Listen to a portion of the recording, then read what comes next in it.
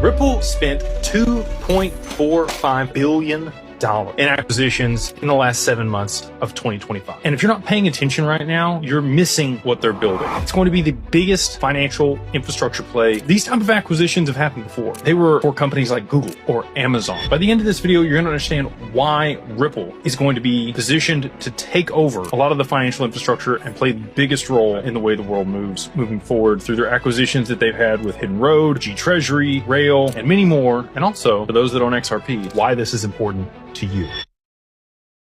So before we dive into 2025 mega deals that Ripple did, you need to understand Ripple has been systematically building this infrastructure for more than a decade. These weren't just random acquisitions. They were the actual building blocks they needed right after the lawsuit to really propel themselves into position to take full advantage of the Cambrian explosion we're going to see here in 2026 for digital assets. And Ripple was systematically acquiring these technical capabilities and institutional relationships far longer than just this last year, but this last year really cemented them in the position to take full advantage of it. Let's take it back to 2012 when Ripple was actually formed. Obviously, you know, they've grown a lot since then. Their valuation when they first came out was far less than what it is today. The last round that they just had, Citadel and Fortress invest in, was at a $40 billion valuation, $250 per share, which is the same price that they actually had the tender offer at this year also. Let's talk about all the acquisitions that Ripple made. In 2019, they acquired Logos, which was an Icelandic development firm specializing in non-custodial wallet technology, and that gave Ripple the critical infrastructure to secure and have user-controlled digital asset storage. In 2021, they acquired